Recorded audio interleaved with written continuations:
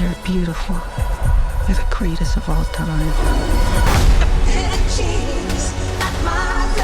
Spreading. Michael Jackson biopic Michael movie అయితే చూసేసా. నిజానికి Michael Jackson గారి లైఫ్ ఒక ఎపిక్ అని చెప్పొచ్చు. బట్ కానీ మరి మూవీ ఆ రేంజ్ లో ఉందా లేదా అంటే చెప్తా. వీడియో కంప్లీట్ గా చూడండి. నా ఒపీనియన్ క్లియర్గా చెప్తాను. చాలా మందికి మైకేల్ జాక్సన్ అంటే ఒక డాన్సర్గా పరిచయం. దానికి రీజన్ ఏంటంటే ఆయన చేసిన మూన్ వాక్ అంత పాపులర్ అవ్వడం వల్ల. సో అది వరల్డ్ వైడ్ పాపులర్ అవ్వడం వల్ల ఆయన ఒక డాన్సర్ అనే అనుకుంటారు. బట్ యాక్చువల్గా ఆయన ఒక pop singer, king of pop అని కూడా అంటుంటారు. Michael Jackson main stream dance కాదు, మెయిన్ స్ట్రీమ్ సింగింగే. కాన్సర్ట్స్ లో సింగింగ్ చేసేవాడు. చాలా పాపులర్ ఆల్బమ్స్ అయితే క్రియేట్ చేశాడు. మూవీ విషయానికి వస్తే ఆయన లైఫ్ లో జరిగిన ఇన్సిడెంట్స్ అన్నిటిని చూపిస్తారు.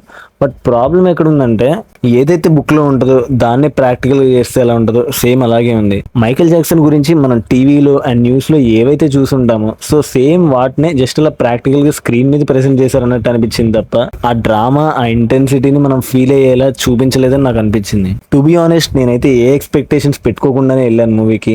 బట్ మూవీ నాకు చాలా ప్లెయిన్ గా అనిపించింది. ఎక్కడ నేను అంత డీప్ గా కనెక్ట్ అవ్వలేకపోయాను అనిపించింది. అక్కడక్కడ కొన్ని ఇమోషనల్ కనెక్ట్ ఉంది, బాగుంది. బట్ కాకపోతే ఆ ఇంటెన్సిటీని అయితే మనం ఫీల్ అవ్వలేము అన్నట్టు అనిపించింది. హెయిర్ కాలిపోయే సీన్ ఒకటి ఉంటుంది. దాని తర్వాత రికవరీకి చాలా టైం ఎక్స్పెక్ట్ చేస్తాం.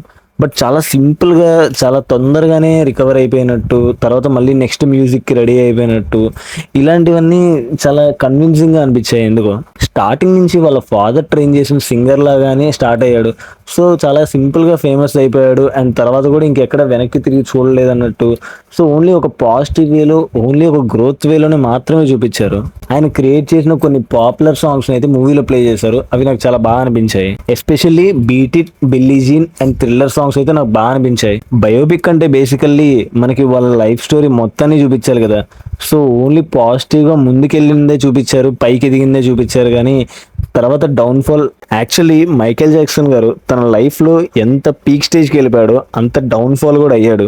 బట్ దాని గురించి మూవీలో కొంచెం కూడా ఎక్కడ చూపించలేదు. సో అది కొంచెం డిసప్పాయింట్ అయ్యా నేను. ఎందుకంటే good or bad, what ever it is, ఒక హోల్సమ్నెస్ ఇవ్వాలి అంటే, మనకి మూవీలో ఉన్న కంప్లీట్నెస్ రావాలి అంటే, సో ఆయన positive and negative complete life story చూపిస్తేనే ఉంటుంది కదా. బట్ ఓన్లీ గ్రోత్ చూపించారు అండ్ నెగిటివ్ అనేది చూపించలేదు. ఐ మీన్ డౌన్ఫాల్ అనేది చూపించలేదు. సో దానివల్ల నాకు ఆ హోల్సమ్నెస్, ఆ హోల్ మూవీ అనేది నేను ఫీల్ అవ్వలేకపోయాను. ఎగ్జాంపుల్గా చెప్తాను, మూవీ ఏ స్టైల్లో ఉందో.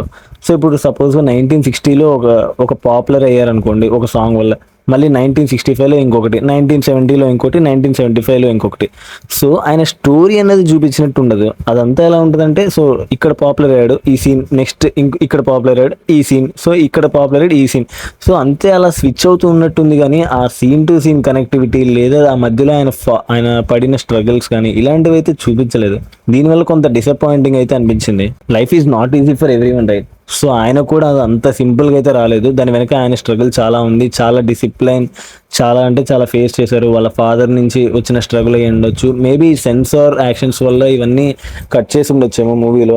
మరి పార్ట్ 2 ఉందో లేదో నాకైతే క్లియర్గా అర్థం అవ్వలేదు. ఆయనకి చిన్నపిల్లల మీద ఉన్న ఇష్టం ఇలాంటివన్నీ కూడా లైట్గా జస్ట్ అలా టచ్ చేసి వదిలేశారు. అండ్ మూవీలో యానిమల్ లవర్గా చూపిస్తారు, పెట్ లవర్గా. సో అది కొంచెం బాగానే అనిపించింది. ఇంకా చూపించి ఉండొచ్చేమో, బట్ చూపించినంత వరకు అయితే నేను సాటిస్ఫై అయ్యాను. లాస్ట్ బట్ వన్ కాన్సెప్ట్ లో వాళ్ళ ఫాదర్ వదిలి బయటకు వస్తాడు. ఆ సీన్ నాకు ఎక్సలెంట్ గా అనిపించింది. అండ్ లాస్ట్ కాన్సెప్ట్ కూడా చాలా బాగుంది. బట్ కాకపోతే ఆ సాంగ్ నాకు అంతగా వినలేదు. మేబీ అది నేను ఎప్పుడు వినకపోవడం వల్ల అనుకుంటా. నాకైతే అంత ఎక్స్ట్రాడినరీ అనిపించలే. బట్ ఆ విజువల్స్ అవ్వచ్చు, మూవీ మొత్తం కూడా నాకు చాలా ఎక్స్ట్రాడినరీగా అనిపించింది. సినిమాటోగ్రఫీ అవ్వచ్చు, లైక్ విజువల్స్ ఏదైనా కానీ 1960s to like 2000, I mean ఆ మూవీలో చూపించిన టైం లైన్ ఏదైతే ఉందో, సో అంతవరకు ఆ లొకేషన్స్ అండ్ బ్యాక్గ్రౌండ్స్ అంతా న్యాచురల్గా పర్ఫెక్ట్గా అనిపించాయి. మూవీలో కాస్టింగ్ చాలా బాగుంది. Especially Jaafar Jackson, Michael Jackson మేనల్లుడు జాఫర్ జాక్సన్. సో ఆయనైతే మేబీ మైకేల్ జాక్సన్ మ్యాచ్ చేయలేకపోయి ఉండొచ్చేమో.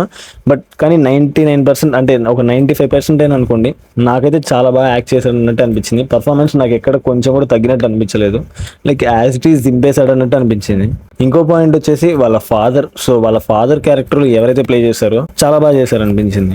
ఇన్ఫ్యాక్ట్ రియల్ లైఫ్లో వాళ్ళ ఫాదర్ ఇంకా స్ట్రిక్ట్గా ఉండేవారు. బట్ సెన్సార్ రూల్స్ ప్రకారంగా మేబీ మూవీలో ఇంకా నెగిటివ్ షేడ్ అయితే అనుకున్నారేమో, ఇక్కడ అంత చూపించలేదు. మూవీలో పర్ఫార్మెన్స్ ఎక్స్ట్రాడినరీ ఉంది. ఆ డాన్స్ మూవ్స్ అవ్వచ్చు, ఆ సింగింగ్, కాన్సర్ట్స్, ఎవ్రీథింగ్.